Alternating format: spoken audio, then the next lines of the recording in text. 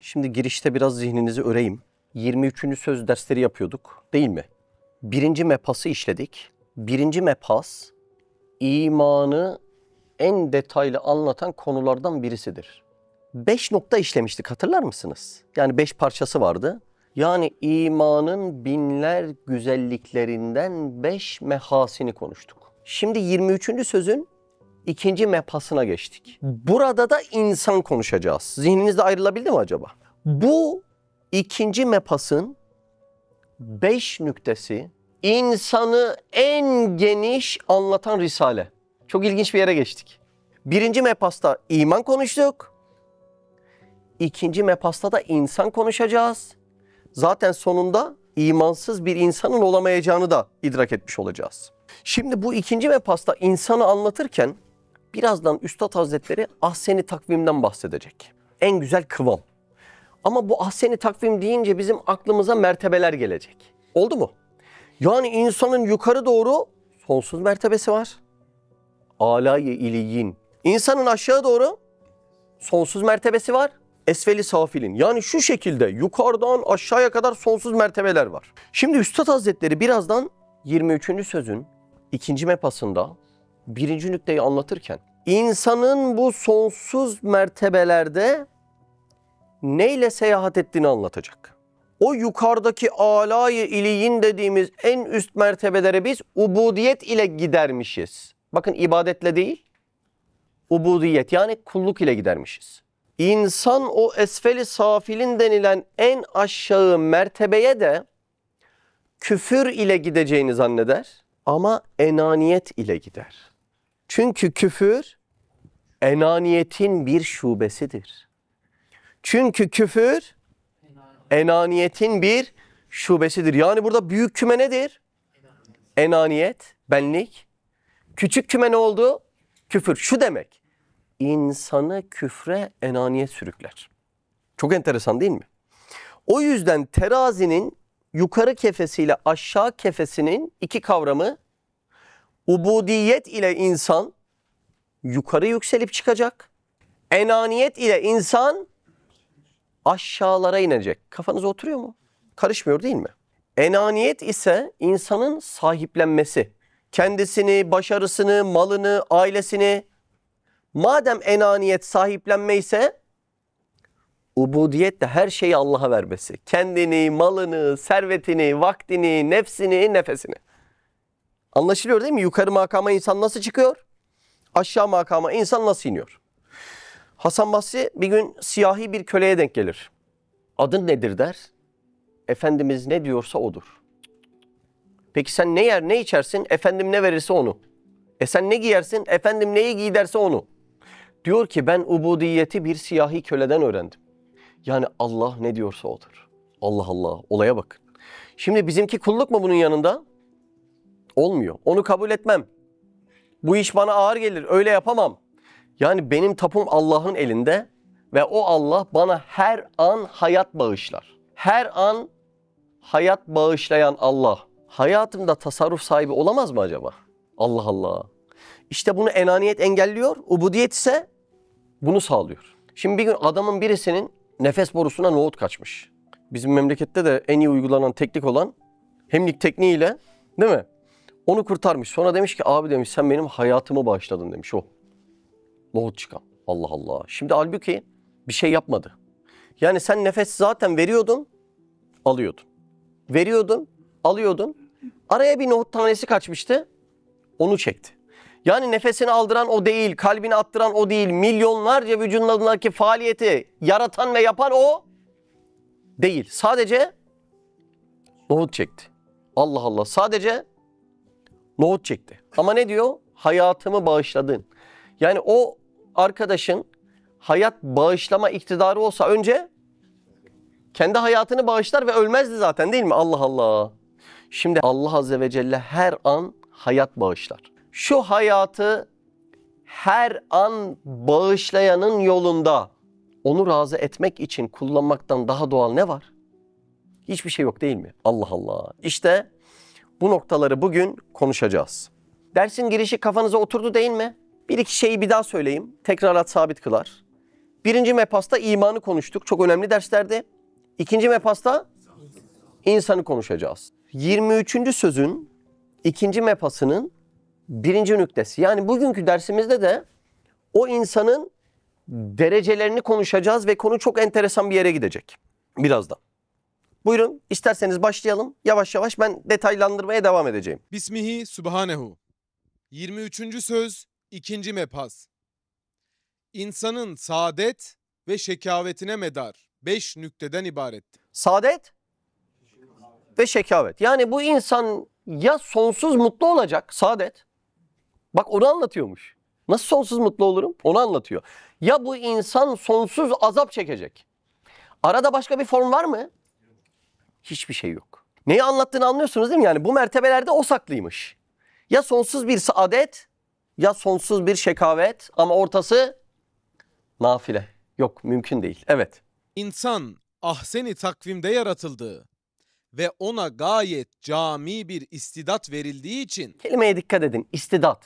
Yani bizim kıymetli oluşumuz aslında bize kabiliyet verilmesinde saklı. Buyurun. Bu arada istidatla kabiliyet kelimesinin farkını hatırlıyor musunuz? Yani istidat tohum hükmünde onu geliştiriyorsun, kabiliyet oluyor. Ya benim de futbola yeteneğim vardı. Aslında şey diyor, istidadım vardı tohum hükmünde. Ben onu geliştirip antrenman yapsaydım kabiliyet olacaktı. Büyümüş ağaç olacaktı. Buyurun. Yani tohumu herkese verilmiş mi? Hiç kaçarı yok. Ya benim içimden gelmiyor ya kulluk yapmak. Ya şimdi Allah Azze ve Celle senin içine bunun tohumunu koymasaydı zaten sana sorgu sual de etmemesi lazımdı. Herkesin içine tohumunu koymuş mu? Koymuş. Neyi bize bırakıyor? Onu yeşertmeyi. Aslında o saadet ve şekavet demesi yine Kur'an'dan aldığı o ayetten dolayı söylüyor Evet, yani. evet. Sa'idun ve şakiyun Ya. o ayette geçen o ikisinin arasındaki farktan bahsediyor ayette. Burada da o saadet ve şekavet aslında rastgele konulmuş iki kelimede yine Kur'an'dan Mülhem. aldığı, mülhem olduğu Evet. şeylerden dolayı Doğru. yazmış üstad. Ya evet. Buyurun. esfeli safilinden ta alayı illiyine, Anladınız değil mi? Mertebe anlatıyor. Esfeli safilinden alâ-i iliyine. Evet. ferşten ta arşa, zerreden ta şemse kadar Mertebe anlatıyor yani. İnsanda bu mertebeler var. Bakın bir hadiste diyor ki dünyanın mertebelerini anlatırken birinci kat sema, ikinci kat semanın yanında çölün ortasındaki madeni para gibidir. Devam ediyor. İkinci kat sema, üçüncü kat sema yanında çölün ortasındaki madeni para gibidir. Üçüncü kat sema, dördüncü kat sema yanında çölün ortasındaki madeni para gibidir. İlahir. Yani mertebeler tarifsiz düzeyde, tarifsiz. Bizim kafa o noktada biraz şey değil mi? Hani 100 beygir olmasa 200 beygir. Bizde sınır bu. 3 artı 1 değilse 4 artı 1. Öyle değil. Ya bu sonsuz mertebe. Buyurun. zerreden ta şemse kadar dizilmiş olan makamata, meratibe, derecata, derekata girebilir ve düşebilir bir meydanı imtihana atılmış. İmtihan meydanına atılmışız. Şimdi imtihan salonuna girildiğinde herkes eşit ve aynı mıdır? Evet, eşit ve aynıdır. Soru çözmeye başlayınca ne olur? Kimisi yükselir, kimisi alçalır. Şimdi hadiste diyor ki her insan fıtrat üzere doğar diyor. Fıtrat üzere. Yani İslam fıtratı değil, fıtrat. Çünkü fıtrat zaten İslam. Anladınız değil mi? Fıtratın kendisi doğru ve yolda bozulmasa zaten İslam'ı bulacak. Fıtrat onun üstüne yaratılmış. Dünyaya gelen herkes İslam fıtratı üzerinde temiz ve doğru yaratıldı mı? Evet. Dünyaya gelirken mertebe farkı yoktu ama giderken var. Neye göre? Çözülen sorulara göre. Peki bir insan, ya arkadaş az önce de anlattık. Ya insan ne ki bu kadar geniş bir skala? Yani cehennemin dibi, cennetin firdevsi. Çok geniş değil mi? Şimdi mesela daire konuşalım. Ya 2 artı 1 mi 4 artı 1 mi? Mesela şunu der miyiz? 2 artı 1 mi 700 artı 1 mi? Ya hiç gündemimizde, alemimizde böyle bir skala yok ya. Ya da şunu dersin işte 100 beygir mi 200 beygir mi? Şunu der misin yani 100 beygir mi 2 milyon beygir mi? Ya bizim dünya kriterlerindeki skala çok dar. Ya da şunu dersin ya işte 3 tişört mü alayım 30 tişört mü? Ama 3 tişört mü alayım 3 milyon tişört mü? Ya böyle bir şey tarihte kimse konuşmamıştır öyle değil mi ya? Allah Allah. Şimdi buradaki skala çok sınırsız. Ucu bucağı yok. Namütenahi. Farkında mısınız? Sonsuz cehennemin dibi, sonsuz Firdevs cenneti. İki tarafta sonsuz. Neden sonsuz? Yani daha dar ölçülerde bu skala belirlenseydi olmaz mıydı acaba? Bak şimdi bizim derecemizin, skalamızın bu kadar geniş tutulmasının sebebi ne biliyor musunuz? Hani o meşhur ayetlerde geçen emanet var ya, insanın o emaneti yüklenmesinde saklı. İnsan o dağların kabul etmediği emaneti yüklendiğinden dolayı fark bu kadar açılmış. Yani bir taşta skala böyle değil. Bir koyunda skala böyle değil. Bir kuzuda skala böyle değil. Ama insanda skala yani meleği geçebilir. Şeytanı mumla aratabilir. Öyle öyle. Şimdi bunun sırrı nerede saklı? Tekrar söylüyorum, bizim istidatlarımızda saklı. Şimdi önce bir ayeti okuyayım. Ahzab 72'de diyor ki, şüphesiz biz emaneti göklere, yere ve dağlara arz ettik de onlar onu yüklenmekten çekindiler. Şunu demek istiyor. Onlar da bu emaneti alabilecek kabiliyet yoktu. Ne yokmuş? Kabiliyet yokmuş. Allah Allah. Beni sizin drone üretim işine alır mısın? Almazsın. Niye? Onu üretecek kabiliyet yok. Anladın mı? O emaneti bana yüklemezsin. Bizim o İstanbul'daki abi var ya, futbol takımı vardı. Beni alır mı buraya forvet? Neden? Ben de o futbol takımını yüklenecek futbol kabiliyeti yok. Futbol takımını bana emanet eder mi? Edemez. Neden emanet edemez? Allah Allah, kabiliyet yok. Onu yüklenmekten çekindiler ve onun sorumluluğunu yerine getirememekten korktular. Ne var ki onu insan yüklendi. Allah Allah. Haşr suresini hatırlıyor musunuz? لَوْ أَنْزَلْنَا هَذَا الْقُرْآنَ عَلَى جَبَلٍ لَرَأَيْتَهُ خَاشِعًا مُتَصَدِّعًا مِنْ خَشْيَةِ اللّٰهِ. Bak ne diyor? Şayet biz bu Kur'an'ı bir dağın üzerine indirmiş olsaydık, emaneti kastediyor yani. Onu Allah korkusundan titremiş ve paramparça olmuş görürdün. Yani bu emaneti hiçbiri kabul etmiyor. Buradaki emanet kabiliyet ve sorumluluk cihetiyle. Şimdi biraz açacağım. Kafanız rahatlasın. Yerler ve gökler bu emaneti kabul edemez. Neden? Çünkü yerlerde ve göklerde Allah'ın şuunatını, ilahi hallerini bilebilecek bir kabiliyet yoktur. Allah Allah. Allah merhamet sahibidir ama dağlar bunu bilemez. Çünkü dağlarda merhamet yoktur. O duygu dağlarda olmadığından bu emaneti yüklenemez. Allah görendir. Ama dağlar bunu bilemez. Çünkü dağlar görmez. Çünkü onlarda bu duygu yok.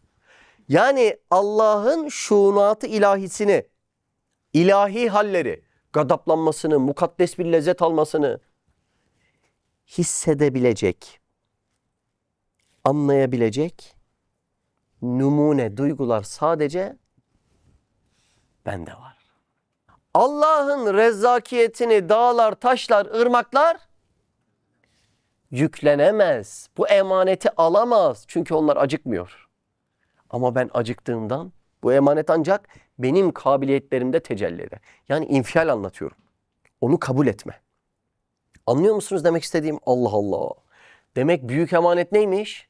Allah'ın şuunat-ı ilahisini istidadınla gösterebilmeymiş. Çok enteresan. Çok enteresan. Var mı problem? Anlaşıldı mı? Buyurun. Nihayetsiz sükut ve suuda giden iki yol. Sükut, düşmek, suud. Yükselmek, çıkmak. Yine bak mertebeler enteresan, nihayetsiz diyor. Buyurun. Onun önüne açılmış bir mucize-i kudret ve netice-i hilkat ve acube-i sanat olarak şu dünyaya gönderilmiştir. İşte insanın şu dehşetli terakki ve tedennisinin sırrını 5 nüktede beyan edeceğim. Bakın mertebeleri anlatan sıfatları ben tekrar söylemek istiyorum. Çünkü bizim zihnimizdeki gibi dar bir alana gitmiyoruz. Yani Allah muhafaza sinni buluğu geçtikten sonra bir insan cehennemin dibine gidebilir mi? Yani sen hala ona sevimli bir çocuk gözüyle bakıyorsun ama öyle değil. O Allah'ın kulu ve mesul. Peki bir insan sorumluluğu üstlenerek âlâ yeliğine, cennetin firdevsine çıkabilir mi? Oraya da çıkabilir. Mertebeler sınırsız bak. Derece dedi, dereke dedi. Suud dedi, sukut dedi. Terakki dedi, tedenni dedi. Neden bu kadar fazla? Çünkü insanın sorumlulukları, yani Allah'ın şuunatının numuneleri. Öyle yüksek dozda verilmiş ki ancak bu skala bunu kaldırabilir. Şimdi sarayda padişahı kabul ederim dersen o da seni misafir eder, baş köşeye oturtur. En üst makama çıkarsın. Sarayda ben bu padişahı kabul etmem dersen o sultanın bir de zindanı var. Bu sefer de zindanı görürsün. Yani sarayın zindanından sultanın sofrasına kadar mertebe var. Peki nereye oturacak, kimin elinde? Benim elimde. Sultan diyor ki ben kendi irademi senin tercihine bırakmışım. Ne güzel değil mi? Mertebe farklarını anladınız herhalde. Şimdi devam edeyim. Birinci nükteye gireceğiz. Birazdan okumaya devam edecek. Tekrar etmek istiyorum. İnsan mertebe olarak mahlukatın en üstüne çıkabilir.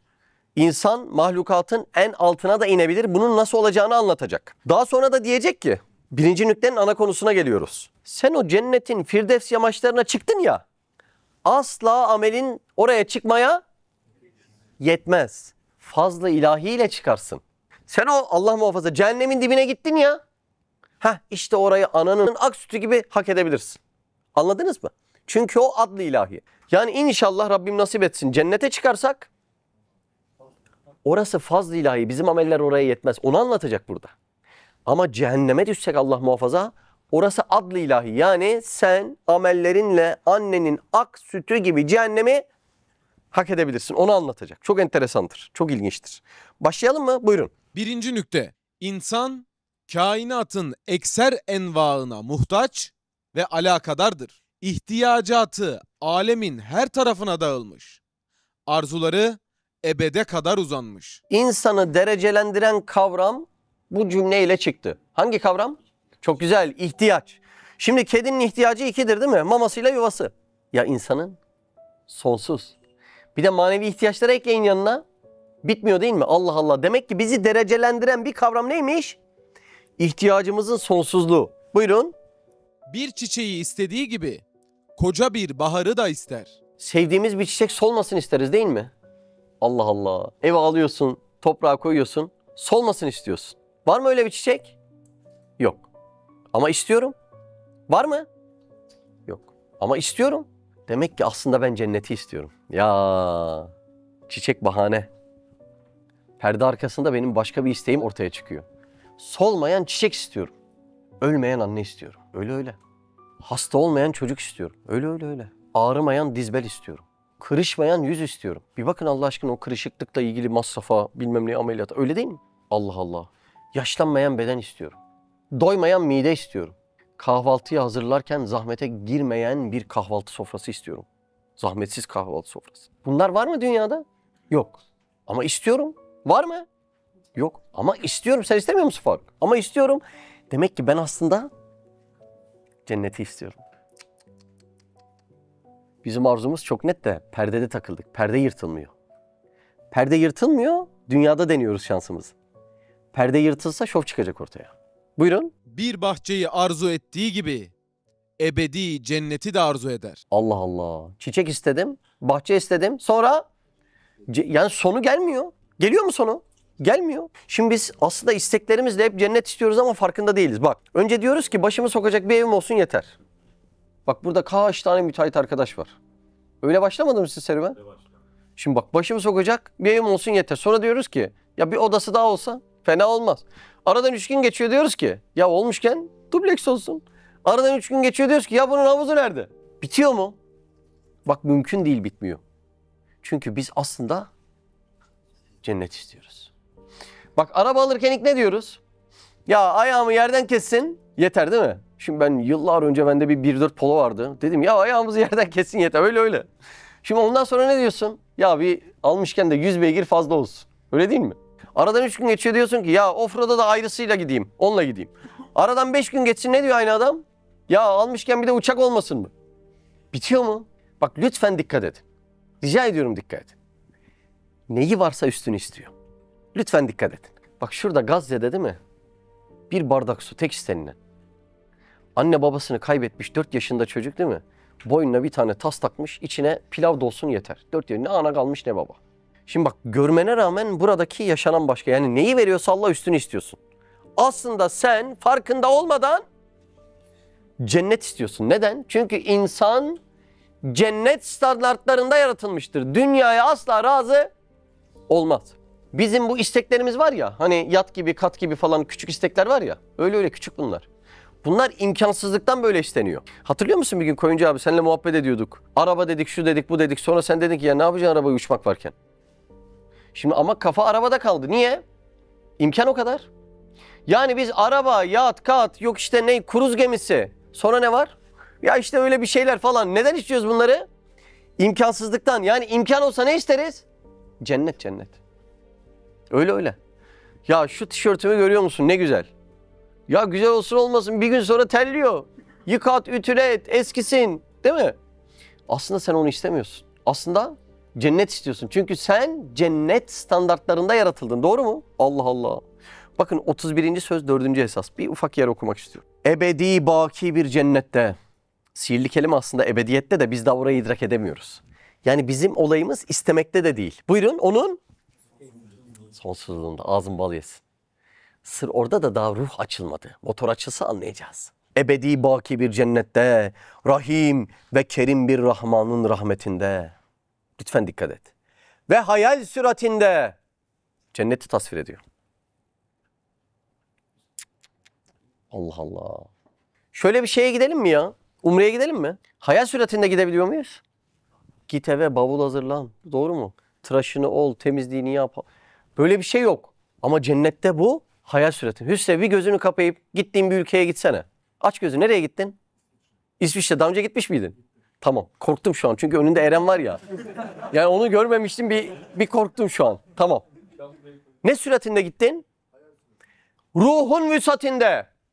Ya tamam hayal süratinde cennetteki sofraya oturdum da hem sucuklu yumurtayı hem tahinli pekmezi aynı anda yiyip nasıl lezzet alacağım? Mümkün mü? Değil. Ama ruhun vüsatinde. Öyle bir genişlik var ki alacaksın. Gidilen yere bak. Ya bu kelimeyi lütfen unutmayın. Hayal süratinde, ruh vüsatinde. Bu cennetmiş. Hayal süratinde seyahat, tat alma lezzet, ruh vüsatinde. Ya böyle bir şey olabilir mi ya? Yani şunu demek istiyor. Cennet senin bedenin olacak. Her an her yerinde. Aklın cevelanında. Kalbin bütün arzularında. Mülk ve melekutunda. Tenezzühe, seyerana ve cevelana muvaffak olduğun gibi saadet-i ebediyede, ruhiyeti cemaline de muvaffak olursun. Şimdi diyor ki bu yazılanlar hikaye. Asıl ne var? Ruhiyetü cemal. Allah Allah. Ruhiyeti cemal. Allah'ın o cemali ba kemalini temaşa mevcut diyor yani. Allah Allah. Bu diyor cenneti unutturacak. Allah'la diyor buluşan cennete döndüğünde ya sende bir farklılık var. Evet Rabbimle görüştüm. Fark edilecekmiş. Gidilen yere bak gidilen yere. Allah Allah. Çok enteresan. Tamam güzel anlatıyorsun da. Hadi bizim memleketimiz asıl cennet diyorsun. Burada misafiriz diyorsun. Bir de insan misafir olduğu yerde rahat eder mi? Etmiyor değil mi? Yani en yakınındır değil mi? Ailendir. Gurbete gidersin. Yok rahat edemiyorsun yani. Ben ne zaman otele gitsem bütün benim eşyalar bavulun üstünde. O gözünde şu gözünde bu. Yani neden? Ya arkadaş adam dolap koymuş diz bir. Ya 3 gün için onları dizmeye değmez. Çünkü misafirim gideceğim. Öyle mi? Allah Allah. Bak şimdi. Şimdi insanın tatmadığı şeyi canı çekmez. Dedim ya nereden belli cennetli olduğumuz? İnsanın tatmadığı şeyi canı çeker mi? Çekmez. Peki insanın ruhundaki bu cennet arzusu nereden gelir? Ya bizim babamız cennetli. Kim? Hazreti Adem. Nereden geldi? Cennetten. Asli vatan neresi? Orası. Cennetli olduğumuz oradan belli. Çünkü ruhumuz bu dünyada dolup taşıyor ama yine de sığmıyor. Şimdi ben kutuplarda çok çalışkan bir pengueni alsam buraya getirsem. Şimdi kutuplarda düşün. Sen buzula değdiğin anda üşüyorsun, o sırtını yaslıyor, oh rahatladım diyor. Yani standartları farklı mı penguenin bana göre? Ya çok farklı standartları var. Ben bu pengueni alsam getirsem. Erdal abi bak siz Bodrum'da inşaat yapıyorsunuz. Faruk siz de Aydın'da yapıyorsunuz. Ya desek ki penguen kardeş sen yıllardır kutuplarda çalıştın ettin. Tatil senin de hakkın. Alalım seni Bodrum, Aydın, Kuşadası. Şöyle bir güzel gezdirelim. Tatile çıkaralım. Artık hak ettim bunu desek. Alsak tatile götürsek. Bak düşün. Değil mi? Kimler geliyor değil mi o Bodrumlara şunlara bunlara? Penguen o Bodrum'da kaçacak Nofros buzdolabı arar. Çünkü onun standartlarına Bodrum'da ne kumsal uyar, ne plaj uyar, ne başka şey uyar. O hemen gider o suların konulduğu Nofros'a kendini atar. Onun tek rahat ettiği yer o buzdolabıdır. O da daracıktır. Aynı bizim halimiz işte. Nasıl penguenin standartları Bodrum'a, Kuşadası'na, Aydın'a bilmem nereye uymuyorsa benim de yaratılış standartlarım bu dünyaya asla uymuyor. Yani zahirde insanların hadi gel keyif edelim, tatil edelim diye götürdüğü yerler aslında ya şuradan hemen bir tane buzdolabı vurayım da yani bir mescit bulayım da içine girip saklanayım dediğimiz yer öyle mi? Çünkü senin standartlarına orası uyuyor. Diğerleri uymuyor. Allah Allah. Allah bizi cennet standartlarında yarattı. Dünyada yabancıyız. Nerede bir rahat görsek oraya meylediyoruz. Ediyoruz değil mi? Nerede bir rahat görsek neden öyle yapıyoruz? Yani bizim arkadaş araba aldı. Eskiden arabası düğmeyle içerideki ambiyans aydınlatması değişiyordu. Şimdi sesle değişiyor. Yani hep bir üstü bir üstü. Niye? Hep cennet standartlarına yaklaştırıyor. Bir gün birisi dedi ki ya bizim bu dedi lüks düşkünlüğümüz ne zaman bitecek? Bitmeyecek. Niye? Çünkü insan sürekli cennet standartlarını alıyor. Yani şöyle rahat ediyorsun, yok. Böyle rahat. Şimdi eskiden sesi şöyle çeviriyordun, şimdi böylesi çıktı değil mi? Bitmiyor. Yani ileride büyük ihtimal yani beynindeki sinyal orayı yönetir falan bir şeylere döner herhalde bu. Çünkü insan cennet standartlarını arıyor. O yüzden orası bitmeyecek. Yani biz hep farkında olmadan cenneti istiyoruz. Ama cenneti dünyada arayınca cehenneme dönüyoruz. Hadi dünyada rahat ara. Lütfen buyurun. Buyurun. Sonsuz mutluluk ara. Bu dünyada mutluluk daimi olmadığı gibi mutsuzluk da daimi olmayacak. Hiç telaş etmeyin. Anladınız mı? Bir gün kaps, bir gün bast. Öyle mi? Dünya böyle. Bir gün güneşli, bir gün parçalı bulutlu. Allah aya emir veriyor ya, okyanusa ayar veriyor ay o emir ile, metcezirle değil mi? Bir gel, bir git. Bir gel, bir git. Bizim de halimiz öyledir. Beynel havf er-reca. Bir genişlik, yani bast, bir darlık, yani kaps. O yüzden isterseniz bir gün dertliyken deneyin. Dertli kalmaya devam etmeye çalışın, devam edemeyeceksiniz. Mümkün değil. O darlık genişliğe dönecek ama genişlik de yine darlığa dönecek. Dünya bu kadar. O yüzden biz cenneti dünyada aramaya çalıştığımızda dünyamız cennete dönmüyor ama cehenneme dönüyor. Allah Allah. Şimdi isterseniz bakalım. Bu dünyada cennet standartları nerede var? Bak şimdi burada az önce dedim ya kaç tane müteahhit arkadaş var. Bir de aydınlar hep villacı değil mi? Siz hep villa yapıyorsunuz değil mi? Şimdi bak adam bir villa yapıyor abi. Tarifi Kur'an'dan almış cennet standartlarında. Altından ırmak geçiriyor. İsmi de cennet villaları abi. Öyle mi? Ramazan sizin mi yoksa? Kuzenin mi? İsmi de cennet villaları diyor. Yani bak adını koymuş. Bahçesini işte benzetmeye çalışmış. Altından ırmak geçirmiş. Ama cenneti cennet yapan özellik yok. Sonsuzluk. Elinden sonsuzluğunu aldığınız her şey cehennemdir. Ve o cehennemlere ne kadar yapışırsan acısı ve azabı o kadar büyük olacak. Deneyin, evladınıza yapışın. Buyurun. Hadi gönül bağla. Bir şeyle imtihan olmak istiyorsan gönül bağla. Bu böyle adetullah böyle. İnneme envalukum ve evladukum fitne. Ya imtihanı böyle vermiş. Hadi malına gönül bağla. Tam hevesleniyorsun. Bir ticaret yapacaksın. Bir ev ya da bir arsa. Bak deneyin. Ben denedim. Siz de deneyin. Ya böyle süper diyorsun ya. Ya olmayan pürüz çıkıyor ya. Diyorsun ki ama ne olursa olsun diyorsun. Dönüyor sana dönüyor. Bumerang gibi. Aynısını bulun. Malda da deneyin. Evladınızda da deneyin. Öyle mi? Neye yapışsan arıza çıkacak. Dünya böyle bir yer. Allah Allah çok enteresan ya. Yani bu dünyada cennetin standartları yok. Ruhumda arzusu var ama dünyada yeri yok. Akvaryuma konulan balina gibi. Öyle mi? Şimdi siz bu bizim akvaryumda balina görseniz ne dersiniz? Ya bu balinanın evi burası değil dersiniz. Çünkü balinanın arzu ve isteklerini bir kağıda yaz, alt alta topla, okyanus çıkıyor. Benim isteklerimi bir kağıda yaz. Sen ister misin annen ölsün ayrıl? Çocuğunuzu hemen alsın. Tamam cennette kavuşturacak. Çocuğunu alsın mı hemen? Olmuyor bak. Olmuyor yani. Anladın mı? Yani hiç ruha uygun değil. Yani dünyada ne yaşarsan yaşa hiç ruha uygun değil. Hiç standartları buraya uygun değil. Benim isteklerimi topla. Ayrılmak istemiyorum, yaralanmak istemiyorum, yaşlanmak istemiyorum, saçın dökülsün istemiyorum, gözüm ağrısın istemiyorum, çocuğuma bir şey olsun, arkadaşıma bir şey olsun istemiyorum, gömleğim kırışsın istemiyorum ya. Öyle öyle insan böyle yani. Bunları topladığında bir bakıyorsun akvaryumdasın balina gibi. Senin memleket cennet çıkıyor cennet. Hiç buraya uygun değiliz. O yüzden cennetin standartları dünyada yok. Efendimiz Aleyhisselatü Vesselam diyor ki cennet için ne göz görmüş, ne kulak işitmiş, ne kalbi beşere hutur etmiş. Yani bütün üst düzey mimarları toplayalım diyelim. Hadi çizin artık şu cenneti. İşte o değil. Ne ilginç değil mi?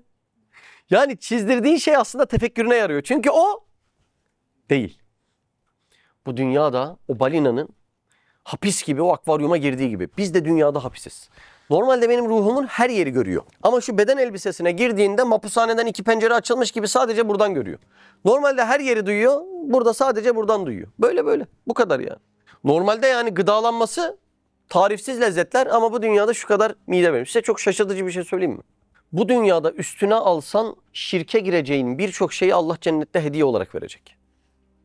Mesela bu dünyada desen ki ben uyumayanım, ben acıkmayanım, ben asla üzülmeyenim. Ya bu özellikler sende olur mu hiç? Bu dünyada bende bunlar var diye iddia etsen şirke gireceğin özellikleri cennette hediye verecek sana.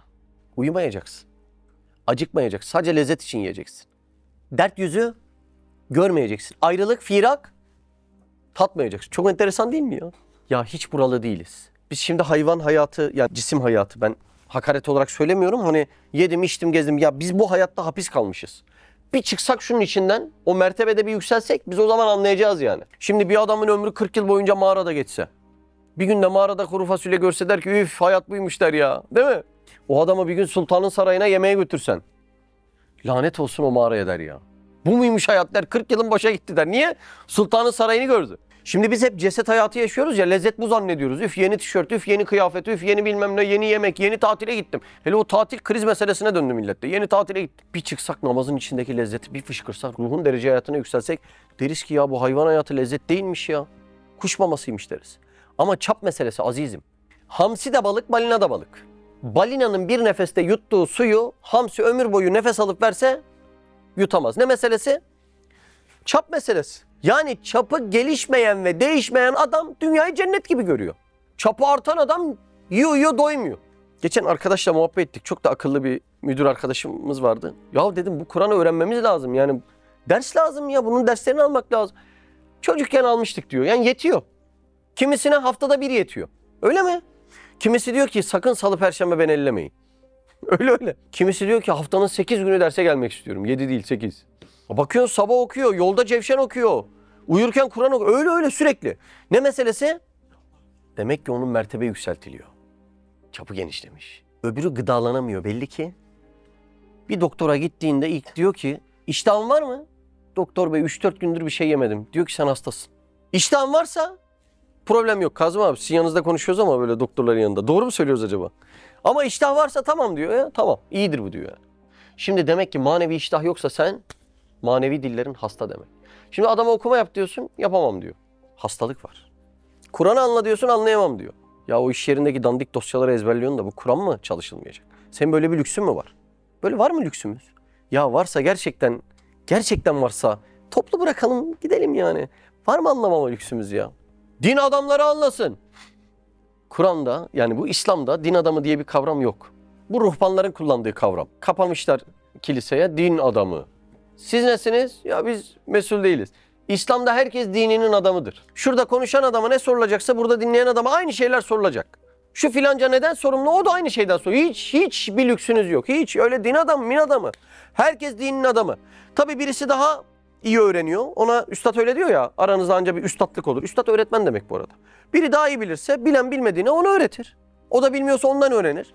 Yani bir bilgi farkı oluyor. Yoksa hiç öyle bu din adamı ona Kur'an indi. Hiç öyle bir şey yok. Ona ne sorulacak sana da o sorulacak. Hiç kabirde değişmiyor. Ya böyle meseleler ya Allah Allah çok enteresan. Kafanız karıştı mı? Biraz anlatmak istedim de baştan alıp yine bir cümleler okuyabilir miyiz? Birinci nükte. İnsan kainatın ekser envaına muhtaç ve alakadardır. Bak çok ihtiyaçlar var. Maddi manevi. Evet. İhtiyacatı alemin her tarafına dağılmış. Allah Allah. Evet. Arzuları ebede kadar uzanmış. Bir çiçeği istediği gibi koca bir baharı da ister. Bir bahçeyi arzu ettiği gibi ebedi cenneti de arzu eder. Allah Allah. Lütfen cümleye bakın. Bir dostunu görmeye müştak olduğu gibi Cemil-i Zülcelal'i de görmeye müştaktır. Hep dünyadaki örnekleri veriyor. Bak sen çiçeği seviyorsun. Ne çiçeği arkadaşım? Cenneti. Ya sen dostunu seviyorsun. Ne dostu arkadaş? Ne dostu? Dost istersen Allah yeter. Efendimiz Aleyhisselam diyor ki birini dost edinecek olsaydım o kişi Hazreti Ebubekir olurdu. Ama dost desem biliyorum ki o da alınacak elimden diyor. Niye bunu diyor? Dost istersen Allah yeter. Bu makama Efendimiz Aleyhisselatü Vesselam hürmetinden dolayı onu söylüyor yani. Dost istersen Allah yeter diye. Allah Allah. Şimdi Allah dostları, çok muhabbetlerimiz var. Şimdi Allah dostları hayatta olsaydı gider miydik? Mesela Üstad Hazretleri dese ki ben Barla'dayım. Ya Allah Allah. Ne arabası, bisikletleri hazırlayın, uçuyoruz ya. Ne varsa, scooter mı var, ne var, paten mi var, uçuyoruz, gidiyoruz. Şimdi İmam Rabbani dese ben Hindistan'dayım. Şah-ı Geylani dese ben geldim şuradayım. Allah Allah. Her birisini görmek için can atar mıyız? Can atarız. Bak Üstad da öyle diyor. Mesnevi Nuriye Habbe'de diyor ki eğer İmam-ı Rabbani Ahmet-i Faruki bugün Hindistan'da hayattadır diye ziyaretine bir davet vuku bulsa bütün zahmetlere ve tehlikelere katlanarak ziyaretine gideceğim diyor. Allah Allah. Yani bizde Allah dostlarına çok muhabbet var. Doğru mu? Özellikle bu Anadolu insanında çok var. Yani Allah Allah. Anadolu insanı çok yoğundur bu noktada. Neden Allah dostlarını bu kadar seviyoruz? Soru anlaşıldı mı? Bu arada duygusaldan çıkıp teknik bakalım. Ya seviyoruz. Gerçekten seviyoruz. Ya böyle. Ya bir Hazreti Ali dedi mi insanın aklı çıkıyor. Halid bin Velid dedi mi? Enes bin Malik dedi mi? Aklı çıkıyor insanın ya. Enes bin Nadır dedi mi? Cafer bin Ebu Talip dedi mi? Öyle değil mi ya? Allah Allah. Musab bin Ümeyr diyemiyorsun ya. Aklı çıkıyor insanın. Yani neden bu kadar seviyoruz? Bizi onlara bu kadar sevdiren şey çok güzel. Allah'a olan meylimiz. Allah'a olan şiddetli muhabbetimiz onlara sevgiye meylettiriyor. Şimdi insanlar parlak şeyleri çok sever. Değil mi? Taşlarda, avizelerde biz ilahir. Şimdi bir şey güneşe ne kadar çok yaklaşsa o kadar parlar. Ne kadar çok yaklaşsa o kadar parlar, o kadar daha çok sevilir. Daha da yaklaşsa daha da parlar, daha da çok sevilir. Daha da yaklaşsa daha da parlar, daha da çok sevilir. Neden? Çünkü sen aslında güneşi seviyorsun. Oldu mu? Parlamanın derecesi güneşe olan sevdandan geliyor. Ama güneş ele geçmiyor. Az önceki lükslü düşünün. Yani bir şeyin teknolojisi arttı, bilmem ne arttı, rahat arttı. Aslında cennet seviyorsun ama ele geçmiyor ya. İmkansızlıktan oralara gidiyorsun. Sen aslında Allah'ı seviyorsun ama neye ne kadar fazla tecelli ediyorsa ona sevgi de meylettiriyor. Allah Allah. Çok enteresan. Ruhumuzda Allah'a karşı şiddetli muhabbet var. Ve ne ona daha yakınsa biz onu o kadar çok severiz. Yani başta Muhammed Mustafa Aleyhisselatü Vesselam. Ya adama soruyorlar, diyorlar ki Muhammed Mustafa Aleyhisselatü Vesselam'ı seviyor musun? Adam ağlamaktan cevap veremiyor yani. Ya böyle sevgi olur mu ya? Şiddete bak. Adam Türkçe cevap veremiyor. Başlıyor ağlamaya. Bak. Ya böyle sevgi olur mu ya? Adı geçince değil mi? Milletin gözü gidiyor ya. Adam gece yatağa giriyor. Aklına geliyor. Ya böyle muhabbet olur mu ya? Neden bu? Çünkü Allah Azze ve Celle'nin bütün isimleri en şaşalı şekilde onda tecelli ettiğinden, yani güneşe en yakın o olduğundan en şiddetli muhabbeti o layık. Öyle mi? Allah Allah. Allah kuddüstür. Yeryüzündeki en temiz Efendimiz Aleyhisselatü Vesselam'dır. Allah adli mutlaktır. Yeryüzündeki en adaletli Efendimiz Aleyhisselam'dır. Yani demek ki birisi Allah'tan isimlerini ne kadar büyütürse istemeden bütün muhabbetleri cezbeder mi? Cezbeder değil mi? Bütün muhabbetleri. Sıkmadıysam ufak bir şey daha anlatacağım. Var mı problem? Şimdi bak azizim. İnsan cemali ve kemali nedensiz sever. Cemal yani olmaz bir güzellik. Kemal yani mükemmellik. İnsan bu ikisini nedensiz sever. Bakın 31. sözde geçiyor. Cemal hem kemal. İkisi de mahbub-u lizatihidirler. Yani bizzat sevilirler. Gül. Var mı? Ya şu din sever, bu din sevmez. Yok bir şey. Niye? Cemal de yüksek, kemal de. Cömertlik. Var mı sevmeyen? Bizatihi sevilir. Cemal de yüksek, kemal de yüksek. Adalet, şefkat. Bunların hepsi bizatihi sevilir. Yani ne Allah'tan payını büyütürse, özellikle cemal ve kemali yüksekse hiç irade kullanmasına gerek yok. Etrafında onun pervane olunur. Müşrikler Efendimiz Aleyhisselatü Vesselam'a isteksizce gayri iradi halde hayran oluyorlarmış, biliyor musunuz? Müşrik. Esmasını seyretmeye doyamıyorlarmış. Öyle. Gizli Kur'an dinlemeye gidiyorlarmış. Rivayet yok mu Ebu Cehil ile Ebu Süfyan? Birbirlerinden habersiz gidiyorlar. Resulullah Aleyhisselatü Vesselam'da Kur'an dinliyorlar. Ya cezbediyor. Bak karşısın.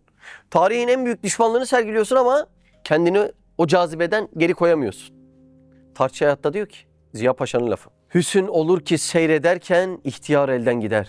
Yani bir şey güzelse sen onu ihtiyarsız seversin. Doğru mu? Şimdi dünyada az önce saydım. Güneş dedim, Mercedes dedim, deniz derim, kumsal derim, dağ derim, taş derim, şeftali derim, karpuz derim, öyle değil mi? Adam demiyor mu? Ya karpuz görünce dayanamıyorum. Niye? İradem elden gidiyor. Ya karpuz mu hemşerim? Ya sorma, bir karpuz getirin. Öyle. Başka? Ya bir de yanına tulum oldu mu bittim ben. Öyle. İradesi elden gidiyor mu? Gidiyor. Güneşin parlaklığının vurduğu şeylere bu kadar muhabbet varsa güneşe muhabbet olmaz mı? Çıldırır insan. Allah Allah. Bir gün bir arkadaş dedi ki ben Allah'ı sevmiyorum dedi. Dedim seviyorsun. Nasıl seviyorsun? Sevmiyorum dedi ya. Dedim seviyorsun, naz yapma. Nasıl? Sevmiyorum arkadaş diyor. Sevmiyorum diyor ya. Şimdi birisi dese ki ben Süleymaniye Camii'ni seviyorum ama Sinan'ı sevmiyorum. Oluyor mu? Mantıklı değil ki. Yani sanatı seviyorum ama sanatkarı sevmiyorum. Böyle bir lüksün yok. Çünkü sanat, sanatkarın ruhunun tecellisi. Ondaki güzellikler aslında Sinan'daki güzellikler, doğru mu? Süleymaniye'deki gördüğün ilim aslında Sinan'ın ruhundan tecelli eden ilim, doğru mu? Süleymaniye'nin her bir taşında gördüğün matematik, cemal, kemal aslında Sinan'ın ruhunun temaşası, öyle değil mi? Ya şu pasta, ben böyle bir şey yemedim ama pastacıyı sevmiyorum. Böyle bir şey yapamazsın. Yediğin pasta pastacının ruhunun tecellisi. Böyle bir şey olmaz. Yani güneşin vurduğu bir şeyi çok seviyorum. Mesela bu sarıya vuruyor, bu kırmızıya vuruyor, bu maviye vuruyor. Renkleri çok seviyorum ama güneşi sevmiyorum. Oldu mu? Çocuğuma var ya çok düşkünüm, onun için ölürüm. Ama çocuğumu, yaratanı sevmiyorum. Çocuğun fabrikası Allah'ta. Bakın o çocuğundaki sempatiklik, tatlılık, lezzet var ya, fabrikanın tecellisi. Yani esmalarda var o. Hani böyle bir anı var ya, bam teline dokunuyor, can dese çıkar. Bak o esma tecellisi. Tantuni'deki lezzet. Ya elektrik iletiminden lezzet mi olur, kurban olayım ya. Sinyalden lezzet mi olur, bunlar yalan lezzet. Şimdi o bile ne biliyor musun? Esmanın tecellisi. Hanımınıza muhabbet. Bak o ananızın şefkatine, diyor üstad, annemin ölümüyle de dünyamın kalan yarısı öldü. Ya anne demek, şefkat demek ne demek ya? Ne demek? Ya anne o şefkati hangi pazardan aldı arkadaş? Güneşin yansıdığı yer o ya. Güneşin yansıdığı bir aynayı bu kadar seveceksin ama güneşi sevmeyeceksin, öyle mi? Konuyu biraz uzattım belki, hakkınızı verdin ama bizim dostlara muhabbetimiz aslında Allah'a muhabbetimiz. Sizdeki güzellik nereden gelmiş? Hangi pazardan aldınız? Sizdeki doğruculuk, dürüstlük nereden gelmiş? Hangi pazardan aldınız? Sizdeki delikanlılık nereden gelmiş? Sizdeki güzellik, o hoş muhabbet nereden gelmiş? Sizdeki o letafet, ikramlar nereden gelmiş? Ya bunları seven Allah'a çıldırır mı, çıldırmaz mı ya? İşte geçmişte Allah aşıkları demişler. Ne görmüş, neye aşık olmuş? Perdeyi yırtmış. Biz perdeye. Onlar perdeyi bir yırtmış, bakmış ki Hacivat Karagöz'ü arkada başkası oynatıyor. He? Öyle mi? Hacivat Karagöz'ü başkası oynatmış. Sonra ne olmuşlar biliyor musun? Kavuşamadan Leyla'ya bu kadar aşık olan Mecnun gibi olmuşlar. Allah Allah. Leyli'nindir Mecnun, Şirin'in Ferhat, ben de Şeyh Nigar'ın müptelasıyam diyor ya. Allah Allah. Öyle onun gibi yani. Allah Allah. Evet. Karışık mı oldu? İyi gidiyor muyuz? Şimdi 3. bölüme geçtim. Bugün 9 bölümüm var. Buyurun. Başka bir menzilde duran bir sevdiğini ziyaret etmek için o menzilin kapısını açmaya muhtaç olduğu gibi berzaha göçmüş %99 ahbabını ziyaret etmek ve firak-ı ebediden kurtulmak için koca dünyanın kapısını kapayacak ve bir mahşeri acayip olan ahiret kapısını açacak. Dünyayı kaldırıp ahireti yerine kuracak ve koyacak bir Kadir-i Mutlak'ın dergahına ilticaya muhtaçtır. Benim az önce uzun uzun konuştuğumuz arzularım neyle gerçekleşebilir? Mutlaka birisi bu dünyayı yıkmalı, sonsuzluğun kapısını açmalı. Hiç benim gücüm yetmiyor bunlara. Mümkün değil. Şimdi bu dünyadaki bu yokluk var ya, hani az önce cenneti de iyi tasavvur ettik. Zeval yani. Zeval ne demek? Yok oluş değil mi? Yavaş yavaş. Termodinamiğin ikinci yasası, o da zevali anlatıyor değil mi? Entropi. Yani şunu şuraya koy, çürümeye başlar, eskimeye başlar, yıpranmaya başlar, öyle mi? Yavaş yavaş eriyor gidiyor. Şimdi benim ruhum bu zevale hiç razı gelmiyor, ama hiç razı gelmiyor. Ayakkabının eskimesine, yüzün kırışmasına, bu örneği çok veriyorum çünkü ben doktor arkadaşlardan çok duyuyorum. Yani bu yapılan yatırım herhalde hiçbir şey yapılmıyordur. Öyle öyle kimse razı değil bunlara. Ruhun giydiği elbisenin eskimesine. Ruh burada çığlık atıyor. Dil bekası, hak fenası, istedi mülkü tenim. Bir devasız derde düştüm, ah ki lokman bir haber. Nedir o dert? Sonsuzluk istiyor. Bana bu dünyanın kapısını kapayın. Bana sonsuzluğun kapısını açın. Çünkü biz bekaya aşığız ama faniyiz. Kendimiz fani, dünyamız fani, sevdiklerimiz fani. Yani bu faninin kapısını kapatıp birisinin bana sonsuzluğun kapısını açması lazım. Burada ilginç bir şey daha var biliyor musunuz? Öleceğini bilen, yani bu kapının kapanacağını bilen tek varlık İnsan. O da çok enteresan bir şey. Allah Allah. Şimdi insan bu fenaya razı gelmiyor. Hani bazen ben geçen izledim de bir arkadaşımız herhalde kaçak dükkan yapmış. Belediyede gelmiş onu yıkacağım. O da dükkanın üstüne çıkmış yıktırmam diye. Öyle çıkmış diyor bak gelmeyin fena olur. Yıktırmam dükkanımı diyor. Ama ne çare? Elde yıkım kararı var. Allah Allah. Bizim ruh da böyle. Yüzündeki çizikleri, beyazlayan saçları, dökülen bedeni durdurun diye bağırıyor içeriden. Çığlık çığlığa. Ama ne fayda? Yıkım kararı gelmiş, yıkılacak. Yıkılıyoruz, çaresiz. Kur'an diyor ki işte bu yıkılmanın çaresi bende. Fani dünyanın kapısını kapayıp ebede açılacak olan sır bende diyor. Şimdi Allah beni bir anne karnından dünyaya getirdi. Güzelliklerle muhatap etti. Doğru mu? Kabir tüneliyle ebedi saadet sarayına da buradan davet ediyor. Bir kere yapmış mı? Yapmış. Yapmamış mı? Bir damla sudan bir et parçası karşınızda konuşuyor. Bir kere yapmış mı? Yapmış. Bir kere yapan ikinciyi yapmaz mı? Mutlaka yapar. Hani o vaatlerde konuşurlar ya yaptıklarımız yapacaklarımızın göstergesidir. Ya bir kere yapana ikinci zor gelir mi? Mümkün değil, mümkün değil. Evet. 4. bölüm. Burada da şunu anlatacak. Benim sonsuz bir kapıya ihtiyacım var mı? Var. Ama elden ne gelir? Elimden gelmiyor. O zaman o kapıyı açacak mabudu bulup ona dayanmam lazım. Buyurun. İşte şu vaziyette bir insana hakiki mabut olacak. Cümle anlaşıldı değil mi? Sonsuz kapısı açılmalı. Benim gücüm yetmiyor. Bana bir mabut lazım ama özelliklerine bakın lütfen. Yalnız her şeyin dizgini elinde. Yani her şeyin dizginini tutmak demek kontrol altına almak demek. Evladım bindiğin at tamam korkma atın dizgini bende. Bu aslında defişer demek. Doğru mu? Yani rüzgar sana zarar verebilir ama dizgini Allah'ın elinde. Hücrelerin isyana kalkışıp birden anarşik bir yapıyla kanser oluşturabilir ama dizgini Allah'ın elinde. Deniz suları bakın dünyanın 3'ü ya. Bir anda sana zarar verebilir ama dizgini Allah'ın elinde. Bana böyle bir mabut lazım. Bana gelecek zararların dizginini elinde tutacak. Buyurun. Her şeyin hazinesi yanında. İhtiyaçlarım var. Göz, kulak, burun, şefkat. Hepsi yanında. Evet. Her şeyin yanında nazır. Her mekanda hazır. Cümleye bakın. Mekandan münezzeh. Allah Allah. Aczden müberra. Kusurdan mukaddes. Nakıstan mualla. Kelimeler çok önemli. Evet. Bir Kadir-i Zülcelal.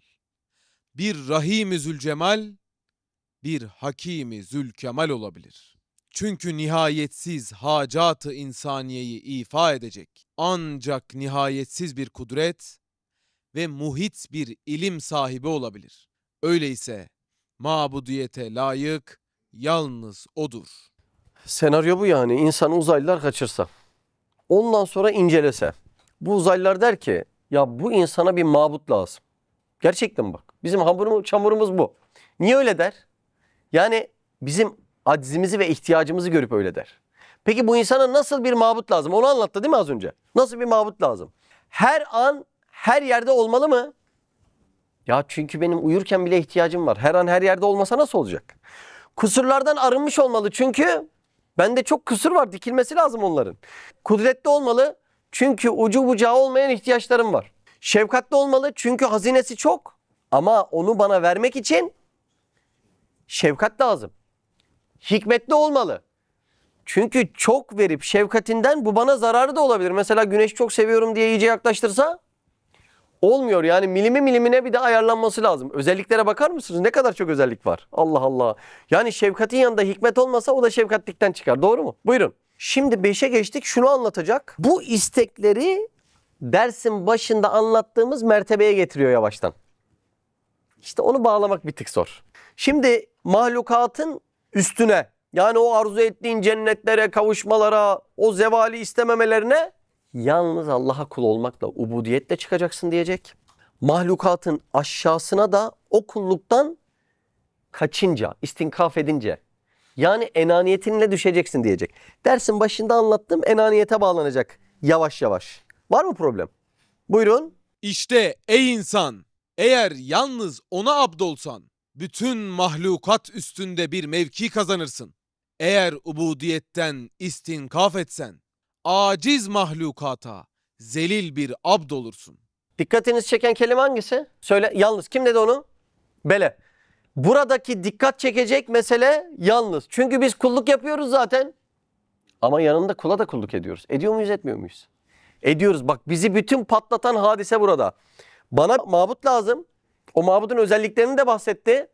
Tamam da o mabuda da uygun kul lazım. Çünkü uluhiyetin tecellisi ubudiyettir. Siz bir askerde bir bölük görseniz, bütün askerler biraz lakayt davranıyor. Dersiniz ki ya nasıl komutan ki böyle duruyorlar. Doğru mu? Yani sen ubudiyetini yapmadığında bu Allah'a hakaret gidiyor. Çünkü uluhiyetin tecellisi ubudiyettir. Anlıyor musunuz demek istediğimi? O yüzden işin ubudiyet kısmında tahsis meselesi var. Unutmayalım kelimeyi. Buyurun. Tahsis meselesi var. Yani yalnız. Yalnız. Yani burada yalnız diyor. Tahsis var. Allah kalbine beni koy demiyor. Yalnız beni koy diyor. Bakın. Şirkle iman arasındaki sır burada. Tahsiste saklı. Lütfen dikkat ediniz. Müşriklerde bir Allah var diyor. Diyor mu? Müşrik diyor mu bir Allah var? Diyor. Bakın müşrik o bildiğimiz manada inkar eden kafir değil. Müşrik şirketten geliyor. Şirk koşuyor Allah'a. Diyor evet Allah da var diyor. Ama bizim Mekke'mizdeki putlara karışmasın. Çünkü bana sağlığı bu put veriyor diyor. Huzuru bu put veriyor diyor. Çocuk istersen bu put veriyor. Para istersen bu put veriyor diyor. Bu asra çok benziyor çok. Tam modern cahiliyeyi yaşıyoruz. İnanamazsınız. Bazen diyorum ya o dönemi de mi aratıyor? Bak tarifsiz bir dönemdeyiz. Tarifsiz bir dönemdeyiz. Çünkü özellikle Mekke'de imanla küfür arasındaki çizgi çok net. Ne zaman münafıklar oyuna dahil olmuş, her yer griye boyanmış. Şimdi o değil mi? Hikaye orası. Çok enteresan. Şimdi bak burada tahsis meselesi çok önemli. Çünkü yalnız kalbi Allah'a tahsis etmek gerekiyor. Bak bu özelliği anlayalım diye Allah bize de koymuş. Biz hususi dairede birisini seversek yalnız beni sevmesi lazım deriz bunu. Mesela örnek olsun diye söylüyorum. La teşbih ve la temsil. Refika'ya hayatınız dese kalbimde başkasına da muhabbet var. Kabul eder misiniz? Ya olur mu ya? O kalbi ben tapuladım. O kalpte yalnız ben olacağım. Peki evladınız dese ben ona da baba diyeceğim, ona da baba diyeceğim, ona da baba diyeceğim. Kabul eder misiniz? Olmaz arkadaş. Ben sana canımı vermişim. Sen sadece bana baba diyebilirsin. Tahsis ettiniz mi? Ettiniz. Bakın tevhid ve şirki anlayalım diye bu özellik bizde var. Tahsis olsun diye var. Değil mi? Allah kalbimizi zatına tapuladı. Kalbin içi zaten oran mahalli iman diye geçiyor. Ayne-i samet diye geçiyor. Yalnız Allah'a ait. Çocuk hanım var. Onlar kalbin kabuğuyla sevilmeye caiz. Kalbin içi yalnız Allah'a ait. Başkası giremez. Girdiği anda zaten acı veriyor. Verdiği acıdan anlıyorsun. Diken gibi batıyor hemen. Şimdi buna tevhid deniyor. Tevhid dersi bak. Tevhid tesisi zor, muhafazası ondan da zor bir mesele. Şimdi la ilahe illallah. İlah yoktur. Öyle başlıyor değil mi olay? La ilah. La ilahe illallah. Yani o Allah'tan başka ilah yoktur. Yani la demeden illallah diyemiyorsun. Bak çok enteresan bir meseledir. Bir yeri temizlemeden boyayamazsın. Doğru mu?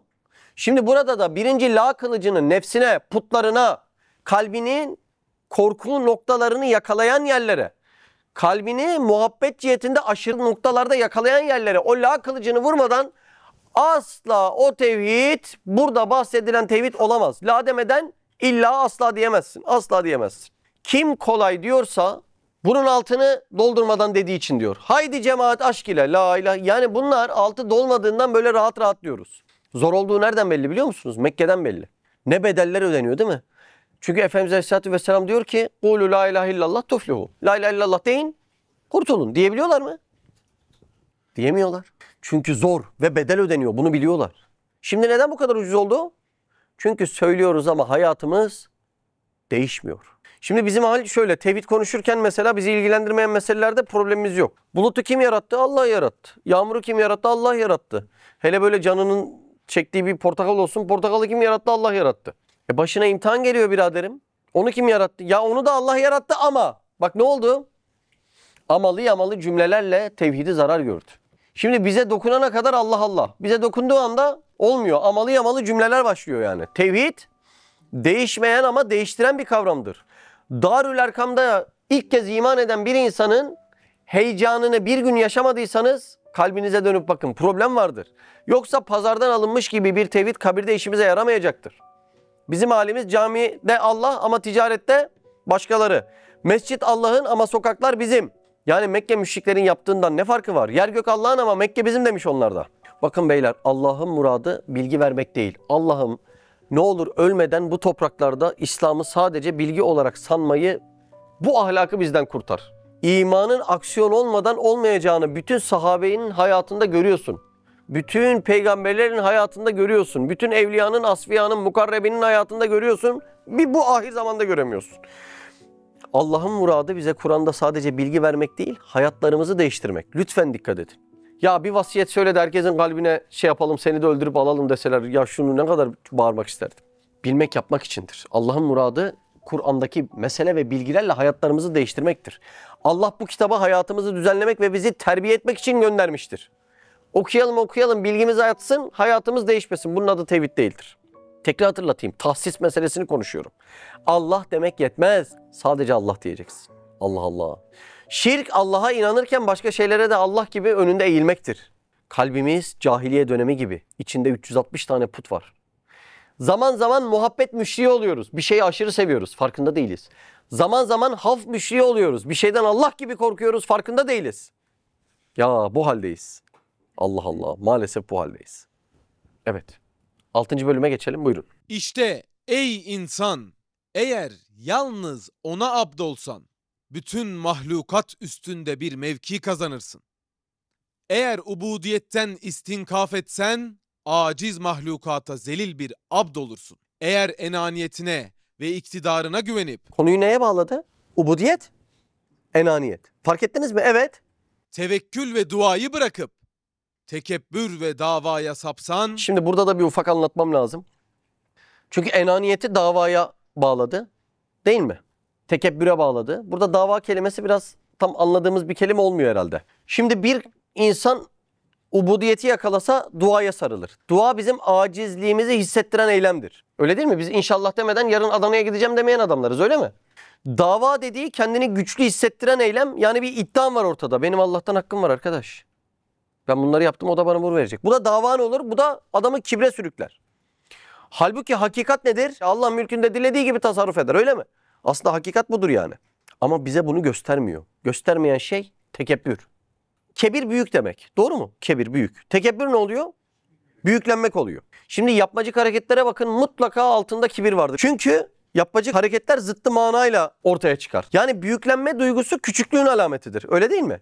Siz altına tuğla koyup kendisini uzun göstermeye çalışan bir adam görseniz dersiniz ki bu adam kesinlikle kısadır. Zıttıyla ortaya çıktı. Kabadayılık yapıp kendini cesur göstermeye çalışan bir adam görseniz bu adam kesinlikle Mustafa korkaktır dersiniz. Öyle mi? Tam zıttıyla. Şimdi burada birazdan bağlayacak. Diyecek ki o kibirlenen, kendine güvenen, Allah'ın inayetinden çekilen bir sinek, bir örümcek ile yenilir. Onlar kadar bunun tasarrufu olmaz diyecek. Allah Allah. Yani kulluğu bırakırsan boşluğu enaniyet dolduruyor. İlk kaybedeceği şey de tevekkül ve dua oluyor. Dersi sürükledi ana konuya getiriyor. Ana konumuzu söylemiştim. Mertebe farkı, onun da üstü ubudiyetle oluşuyordu, altı enaniyetle. Şimdi diyor ki yani sen o enaniyetine güvensen o vakit iyilik ve icat cihetinde arı ve karıncadan daha aşağı, örümcek ve sinekten daha zayıf düşersin. Ya Allah sana yardım etmeden senin iyiliğe hiçbir iktidarın yok diyor. Çok orijinal bir yorum yani bu. Şimdi bunların amelleri senden daha kaliteli olur diyor. Neyin? Örümceğin, arının ameli senden daha kaliteli olur diyor. Çok enteresan ya. Niye öyle oluyor? Çünkü gücüne güvenmiyorlar. Şimdi mesela bitkilerde hiç enaniyet yoktur değil mi? Ortaya çıkan ürün nasıl? Bir nar mesela. Ya onların dizilişi gerçekten çıldırtıcı değil mi? Şimdi tavukta biraz irade vardır. Ortaya çıkan ürün mükemmeldir, bir yumurta, ama nar kadar değil. İnsanda da tam irade, tam enaniyet vardır. Ortaya çıkan ürün mesela biz bir gün İsviçre'ye gittik de o yapay et midir neyse yani. Ya böyle arkadaş toprak falan yiyin bak denk gelirseniz. Neydi, vegan mıydı orası? Ya vegan yedik yani, şimdi güvenemedik etraftaki yemeğe. Hani helal eti bulamadık o saatte. Bari vegan dedik. Ya arkadaş toprak falan yiyin bulursanız. İnsanınki daha kötü. Sen kendine kaldığın anda ortaya çıkacak ürünün örümceğin, arının ürününden daha aşağı. Şer ve tahrip cihetinde dağdan daha ağır, taundan daha muzur olursun. Hayrı yapamazsın kendi iradenle. Hatta ney senden daha iyi yapar dedi? Sinek, arı, örümcek. Ama tahrip cihetinde hiç kimse senden daha beter olamaz diyor burada. Anladınız mı? Devam edelim Hasan. Evet ey insan, sende iki cihet var. Birisi icat ve vücut. İcat bir şeyi ortaya çıkarmak. Vücut varlık. Mesela yazmak o icattır. Yazı vücuttur. Değil mi? Yani biri fiil oluyor, biri eser oluyor. Evet. Ve hayır ve müspet Müspet bir şeyi ortaya koymak demek burada. ve fiil cihetidir. Bu benim hayra bakan yanım. Bir de şerre bakan yanım var. Evet. Diğeri tahrip, adem, şer, nefi, infial cihetidir. Nefi dediği sürgün. Yani bir binayı yaparsın, buna müspet denir. Bir binayı ortadan kaldırırsın, buna da nefi denir. Yani şunu anlatıyor, özetleyeyim ben. İnsanda hangisi daha kuvvetli? Yapmak mı, yıkmak mı? Yıkmak. Bak şu binayı düşün. Ya yaparken kaç kişi çalıştık? Temeli ayrı, bohçalaması ayrı, su basmanı ayrı, forekazı ayrı, led için ayrı, halı için ayrı, boya için ayrı, sıva için ayrı, dekor için ayrı, su sistemi tesisatı için ayrı, elektrik tesisatı için ayrı, ket altısı için ayrı, belediye işleri için apayrı, değil mi? İskanını almak için ayrı, bilmem ne için ayrı. Yani bu binayı yapmak için ilim lazım, irade lazım, kudret lazım. Her işte mahir, sayısız adam lazım. Ama yıkmak için hiçbir kabiliyete ihtiyaç yok. Yapmak çok zahmetli değil mi? Yapmak çok zahmetli ve payın çok küçük. Yani bu binada ne ilim ne usta hiç kimseye ihtiyacım olmadan o kolonu takmaya kadar hepsini ben yaparım diyebilen bir kişi var mı tanıdığınız?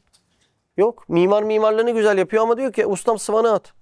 Elektrikçim kablonu çek. Öyle öyle. Yani yapma çok zahmetli bir şey ama yıkma ne ilim lazım, ne güç lazım, ne eğitim lazım. İnsanın hayırda payı çok düşük. Ama şerdeki payı çok yüksek. Bir Senur'da çok meşhur bir metafor var. Anlatmam lazım. Şöyle bir avokado bahçesi. Şimdi meşhur artık Silifke'de muzları söküp avokado ekiyorlar. Duydunuz mu burada?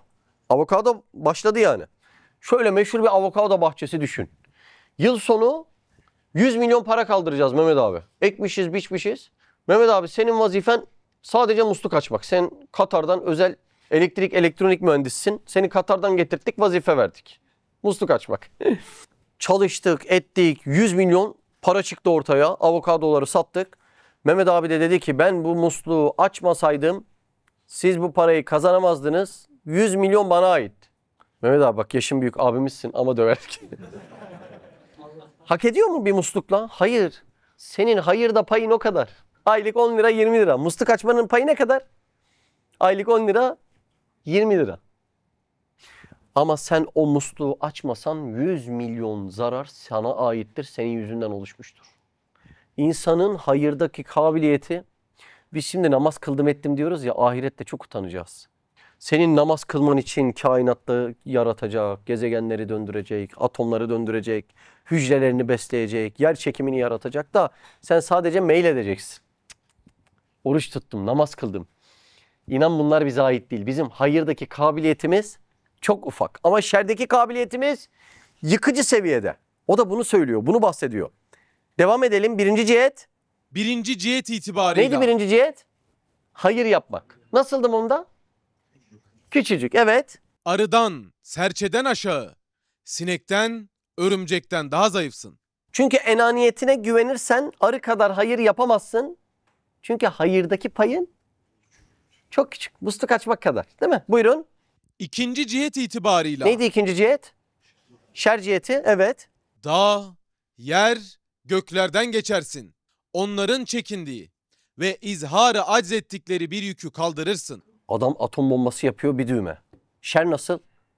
Hiroşima, Nagasaki. 2 şehir. Bir düğme. Şimdi baktığında fiili çok ufak ama tahribatı inanılmaz boyutlarda. Bak biz bunu anlayamıyoruz. Niye biliyor musun? Biz enaniyetten hayrı üstümüze alınıyoruz. Şerri de kadere atıyoruz suçu. Ya arkadaş hiç mi suçumuz yok ya? Bırak da Allah bilsin yani. Filanca zamanda sen zulmettin de kader filanca zamanda adalet etti diye. Hiç teslimi silah yok. Ben kendi nefsime söylüyorum. Farklı bir şey söylemiyorum yani. Hiç böyle anlatırken iyi de işte başa gelince öyle değiliz yani. Bizde tam zıttı bunun. Niye? Enaniyetliyiz. Aidiyet duygumuz çok. Biz sürekli Allah'a vere vere bundan kurtulmamız lazım. Bu ev Allah'ın. Bu araba Allah'ın. Bu tırnak Allah'ın. Bu çocuk Allah'ın. Bu göz Allah'ın, bu böbrek Allah'ın, bu kirpik Allah'ın diye vere vere kurtulmamız lazım. Evet. Onlardan daha geniş, daha büyük bir daire alırsın. Çünkü sen iyilik ve icat ettiğin vakit yalnız vüs'atin nispetinde, elin ulaşacak derecede, kuvvetin yetişecek mertebede iyilik ve icat edebilirsin. Ne kadar yani Mehmet abi? Bir musluk açmak kadar. Mehmet abi cevap ver. Katar'dan getirdik bu işçi seni. Evet ama fenalık? Eğer fenalık ve tahrip etsen, o vakit fenalığın tecavüz ve tahribin intişar eder. Demek ki şerde çarpan etkisi var. Doğru mu? Ya bir düğmeyle bir atom bombası. Tahribe bak. İntişar ediyor. Evet. Mesela küfür bir fenalıktır, bir tahriptir, bir ademi tasdiktir. Yani küfür ile masrafsız, çabasız bir şekilde bütün kainatın vebalini üstünüze alabilirsiniz. Yani bu kadar büyük bir cinayet yok. Küfür gibi. Allah'ı inkar etmek gibi. Yani hukukunu çiğnemediğin hiçbir varlık kalmaz. Emin ol küfürle. Bir kişinin fani hayatına son verirsen müebbet hapis veriyorlar. Doğru mudur? 30'ar yıl, 40'ar yıl ilahir. Peki bütün mahlukatın cinayetinde sen müsebbip olursan sonsuz. Bunun hak edişi burası. Bak çünkü. Ayet öyle diyor zaten değil mi? Halidine fiha ebede. Ne kadar kalır diyor cehennemde? Sonsuza kadar. Başka Lokman suresinde ne diyor? Allah Allah. İnne şirke le zulmün azim. İnne şirke le zulmün azim. Allah Allah. Ne diyor? Şüphe yok ki şirk elbette büyük bir zulümdür. İnanılır gibi değil. Buradaki zulmü biraz vazifesini terk etmek noktasında da kullanıyor. Aklınızda bulunsun. Buyurun. Şimdi küfür büyük bir cinayet dedim ya. Küfür 3 cihette sonsuz bir cinayet diye o detaylara giriyor. Lütfen dikkat edin. Yani kelimeler zahmetli gibi geliyor ama konu çok önemli. Ben okuyayım mı istiyorsanız? Fakat o tek seyyiye, hangi seyyiye? Küfür. Bütün kainatın tahkirini. Yani kainatta Allah'ı tesbih eden ne kadar mahluk var? Hepsine hakaret ediyorsun küfürle. Elmaya, armuta, sineğe, böceğe, kuşa, ceylana hepsine hakaret ediyorsun. Ve bütün esma-i ilahiyenin tezyifini, tezyif zayıf görmek demek, dikkate almamak demek. Yani hepsinin üstünde bir esma tecellisi var mı?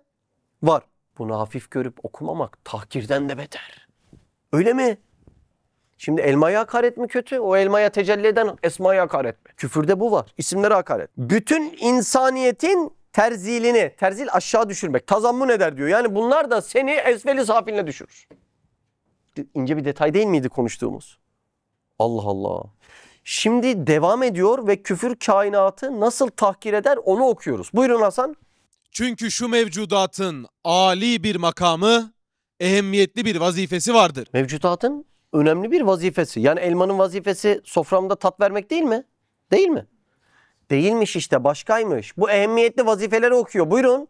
Zira onlar, yani o elma, Zira onlar mektubat-ı Rabbaniye ve merayâ-i Sübhaniye ve memurini ilahiyedirler. Allah Allah, mektupmuş. Mektup yazılan demek değil mi? Şimdi elma kelimesini yazsam katipsiz yazılmaz dersin. Bu elmanın kendisini yazmak, yani yaratmak katipsiz olur mu? Olmaz değil mi? Allah Allah. Şimdi sen bunun üstündeki markayı silmeye çalışıyorsun. Burası çok acı. Yani ben Süleymaniye Camisi'ne haşa hakaret etsem kime hakaret etmiş olurum? Sinan'a. Peki insan bu elmayı tesadüfe bağlayıp üstündeki Rezzak ismini silse bu büyük bir cinayet mi? Cinayet. Çünkü eşyanın hakikati esmadır. Sen aslında o esmayı tahkir etmiş oldun. Çok büyük bir küfür. Çok büyük. Biz anlamıyoruz yani. Diyoruz yani ne var ya? Hadi tekstil işi yapıyorsun. Al filanca bir markadan gömlek, bas kendi markanı. Hadi bak bakalım nefes aldı. Ya bu adamlar markasını korumanın duygusunu nereden almışlar? Hangi merkezden? Tevhidden. Buyurun. Küfür ise onları aynedarlık ve vazifedarlık ve manidarlık makamından düşürüp abesiyet ve tezadüfün oyuncağı derekesine ve zeval ve firakın tahribiyle çabuk bozulup değişen mevadd-ı faniyeye ve ehemmiyetsizlik, kıymetsizlik, hiçlik mertebesine indirdiği gibi bütün kainatta ve mevcudatın aynelerinde nakışları ve cilveleri ve cemalleri görünen esma-i ilahiyeyi inkar ile tezif eder. Anlaşıldı değil mi? Allah Allah. Buyurun. Ve insanlık denilen bütün Esma-i Kutsiye-i İlahiye'nin cilvelerini güzelce ilan eden bir kaside-i manzume-i hikmet, Kaside padişahları medih için yazılan şiirler değil mi? Elma da öyleymiş. Sultanı ezel ve ebedi medih için yaratılmış o. Ya Rab nasıl yarattın sen bunu ya? Bir de bu gölgenin gölgesinin gölgesiymiş. 70.000 perdeden tecellisiymiş bu. Allah. Bunları göstermeyen enaniyet. Enaniyet küfür. Enaniyet bunları göstermiyor. Allah'a verdirmiyor. Kaç kişi çocukta Allah'ı gördü? Hı? Kaç kişi böbreğinde Allah'ı gördü? Kaç kişi gözünde Allah'ı gördü? Boşa mı yazıldı bu mektuplar? Vallahi vebali var. Buyurun. ve bir şecere-i bakiyenin cihazatını cami, çekirdek misal, bir mucize-i kudret-i bahire ve emaneti kübrayı uhdesine almakla yer, gök, dağ tefevvuk eden Üstünlük eden. ve melaikeye karşı rüçhaniyet kazanan Yani melekleri de geçebilecek o aldığımız sorumlulukla. bir sahibi mertebeyi hilafeti arziyeyi Yani yeryüzünün halifesi mertebesi. Bana verilmiş bu. Bunları okuyarak. Evet. en zelil bir hayvanı fani zailden daha zelil, Eğer bu sorumluluğu üstüne almazsan hayvandan aşağı düşersin. Evet. daha zayıf, daha aciz, daha fakir bir derekeye atar Derece, dereke. Derece, dereke. Evet. ve manasız, karma karışık, çabuk bozulur bir adi levha derekesine indirir. Allah Allah. Evet. 8. bölüm buyur. Elhasıl nefs-i emmare, tahrip ve şer cihetinde nihayetsiz cinayet işleyebilir. Buna tatmin olduk değil mi? Binayı yıkma örneğinden. Evet. Fakat icat ve hayırda iktidarı pek azdır ve cüzidir. Buna da tatmin olduk değil mi? Musluk örneği de zaten ikisi için de vermiştik. Buyurun. Evet, bir haneyi bir günde harap eder, 100 günde yapamaz. Tam böyle. Evet. Lakin eğer enaniyeti bıraksa, Bak şimdi bak hediyeye bak hediyeye. Hazır mısın hediyeye? Allah'ım tamam enani bıraktım. Kulluğa geçtim ubudiyete. Peki bize ne var? Bak şimdi bak hediyeye bak hediyeye. Buyur. lakin eğer enaniyeti bıraksa, hayrı ve vücudu tevfiki ilahiyeden istese, şer ve tahripten ve nefse itimattan vazgeçse, istiğfar ederek tam abd olsa, o vakit Allah Allah. Bak şimdi. yübeddilullahu seyyiatihim hasenat. Allah onların günahlarını silip yerlerine iyilikler verir. Sırrına mazhar olur.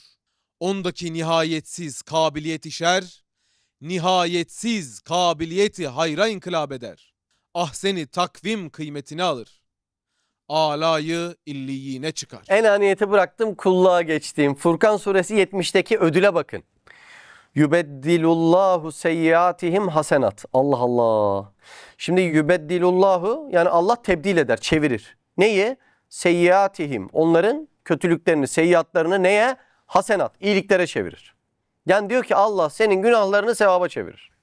Şimdi hadiste geçiyor. Efendimiz Aleyhisselam diyor ki bu iltifata mazhar olan bir kul.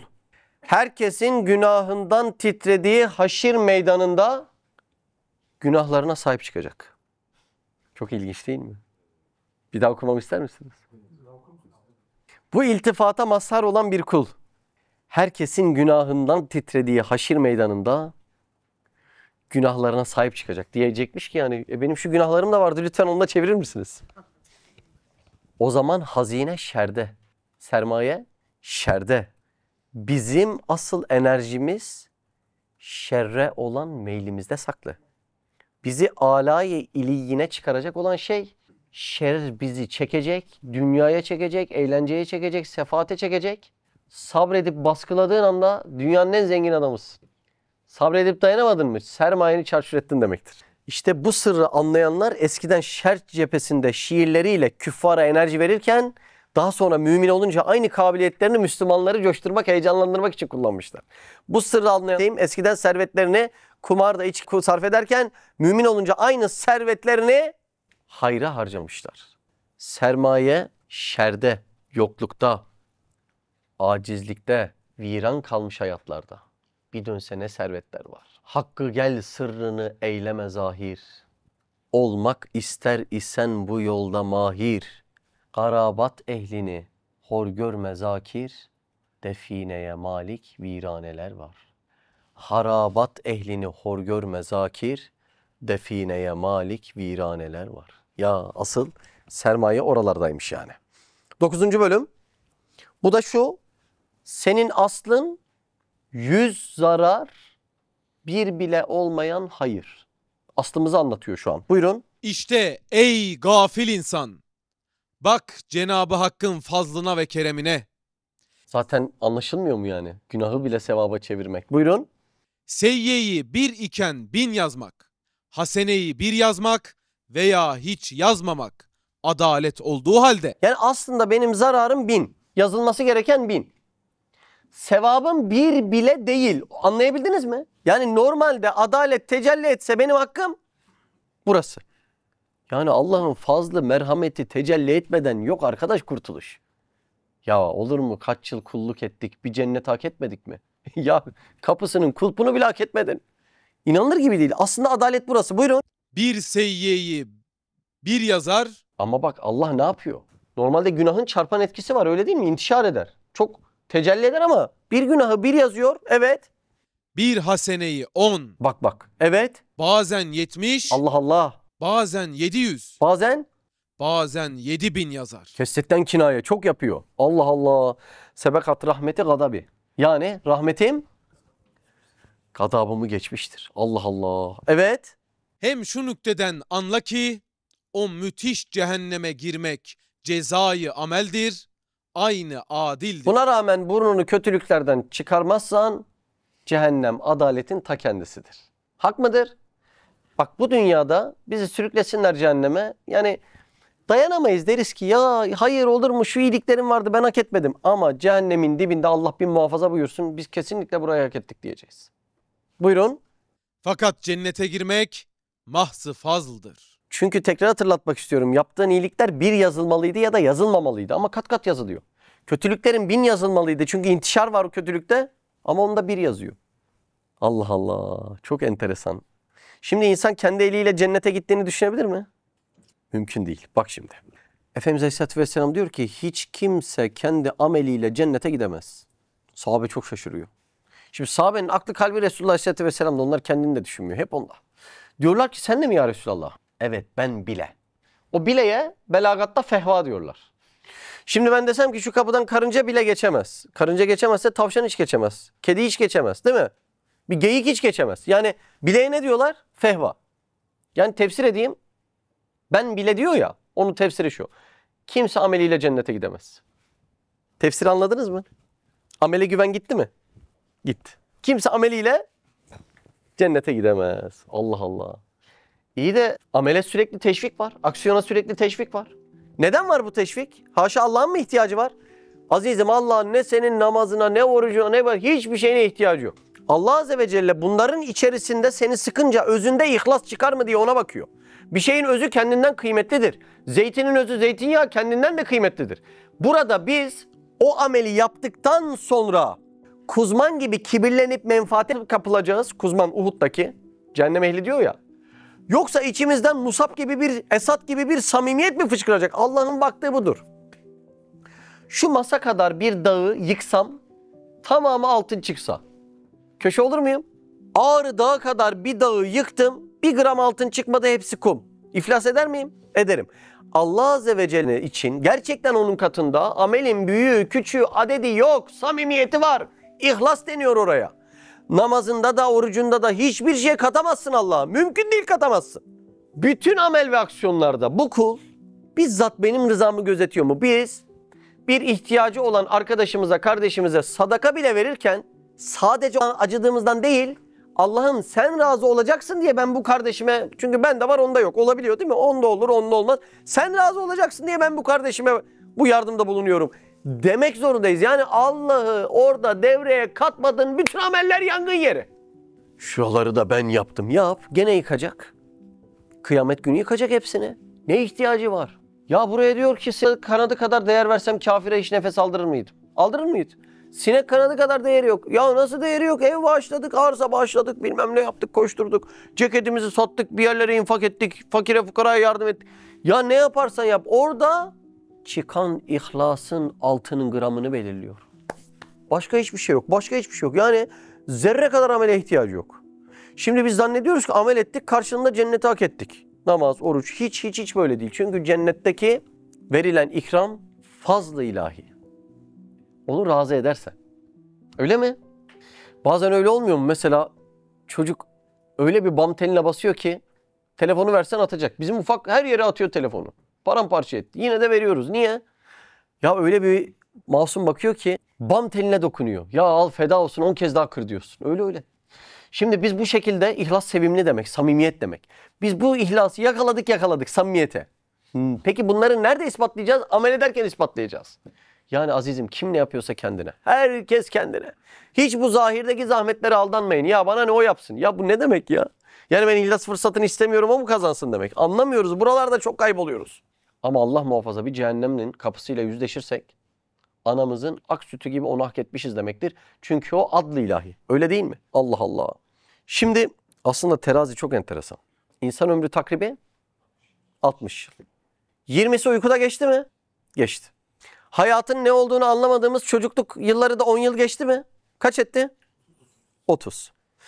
Hayatın azaba döndüğü ihtiyarlık yılı da 10 yıl geçti mi? Geçti. Ne oldu? 40. Kalan 20 yılın 19'u eğitim, iş, temizlik, hastalık, bunalım dönemleri. Oraya git, buraya seyahat et. Bunlarla geçti mi? Geçti. Elde ne kaldı? 1 yıl. 1 yıllık eğlence için sonsuz hayat yakılır mı ya? Yakılır mı? 1 yıla.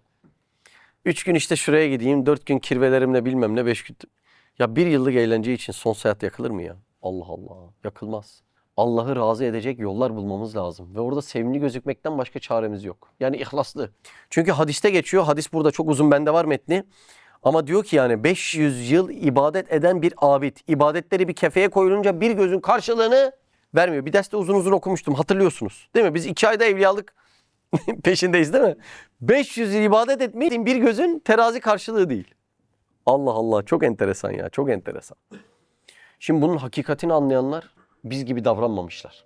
Bir gün Efendimiz Aleyhisselatü Vesselam Ayşe annemizin yanında sohbet ediyor. Onlar hep dikkat edin rivayetlerde hep konu haşre bağlanıyor, ahirete bağlanıyor. Değil mi? Ruzi mahşere bağlanıyor, mizana bağlanıyor sürekli. Ayşe annemiz de başlamış ağlamaya. Efendimiz Aleyhisselam diyor ki maleki ya Ayşetü, yani bu ne hal ya Ayşe, ne oldu? Allah Allah. Fezekertüm nara ya Resulallah. O azap ateş gününde sen ehlini bize hatırlar mısın ya Resulallah?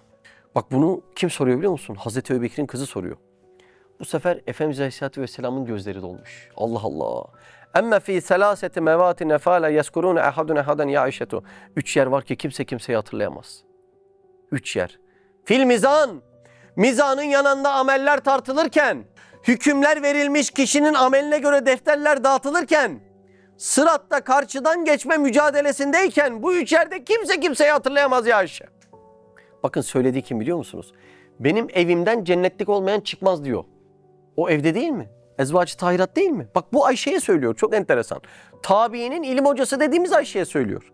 Dininizin 1/3'ünü Ayşe'den öğrenin dediği Ayşe'ye söylüyor. İlk vakasında 28 ayetle nuru pak olduğu, temiz olduğu ispatlanmış bir Ayşe'ye söylüyor.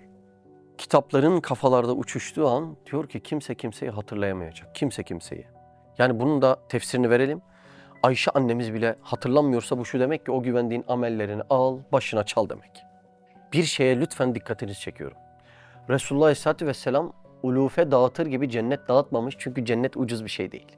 Ne olur canım Allah seni de alır. Allah diler kainatı alır. Babamızın malı değil, biz onu bilmeyiz. Ama burada bir hakikat görüyoruz. Efendimiz Aleyhisselatü Vesselam ulufe dağıtır gibi cennet dağıtmamış. Çünkü cennet ucuz bir şey değil. Bize bu işin bedelini ve karşılığını öğretmiş. Allah rızası için El Fatiha.